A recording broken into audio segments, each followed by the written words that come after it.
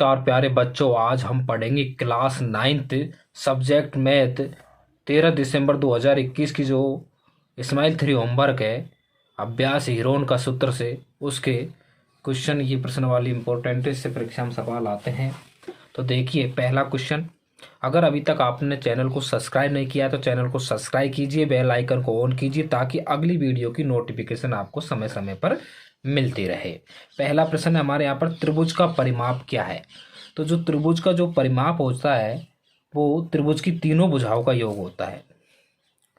जैसे त्रिभुज की तीन भुजा, एक को ए मान लेते हैं, एक को बी मान लेते हैं, एक को सी मान लेते हैं, तो अपन क्या करेंगे, तीनों का योग कर देंगे, ए प्लस बी प्लस सी, इनका योग, ये त्रिभुज का क्या होता है, परिमाप। या हम लिख सकते हैं त्रिभुज की तीनों भुजाओं का योग, त्रिभुज की तीनों भुजाओं का योग, ये त्रिभुज का क्या होता है, परिमाप होता है।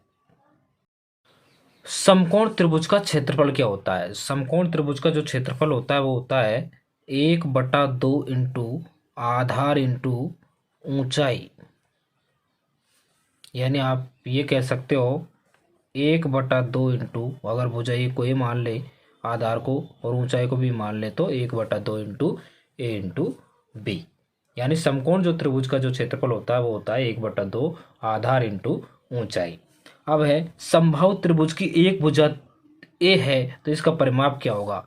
समबाहु त्रिभुज की एक भुजा दे रखी है तो इसका परिमाप तो आपको बता दिया, तीनों भुजाओं का योग, यानी तीनों भुजाएं ए है, पहली भी ए, दूसरी भी ए और तीसरी भी ए, तो कितना हो जाएगा 3a। यानी अपन को एक भुजा ए दे रखी है तो तीनों भुजाओं का योग कितना हो जाएगा 3a। तो अगर आपको समबाहु त्रिभुज की एक भुजा ए दे रखी है तो इसका परिमाप क्या होगा, तो 3a। हीरोन का सूत्र किस ज्यामितीय आकृति का क्षेत्रफल ज्ञात करने हेतु प्रयोग किया जाता है। तो हीरोन का सूत्र त्रिभुज के लिए यूज होता है, तो अपन क्या लिख देंगे, त्रिभुज का क्षेत्रफल ज्ञात करने के लिए इसका क्या होता है, उपयोग होता है, प्रयोग होता है।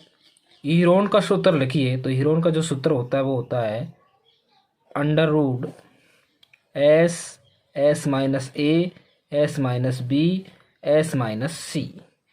यहाँ ए बी सी क्या है, त्रिभुज की भुजा होती है, और जो एस होता है वो त्रिभुज का क्या होता है, अर्ध परिमाप। यानी ए प्लस बी प्लस सी ये परिमाप होता है तीनों भुजाओं, और इसका जब आधा कर देते हैं तो ये हो जाता है अर्ध परिमाप। तो एस का मान हम इस प्रकार लिखेंगे।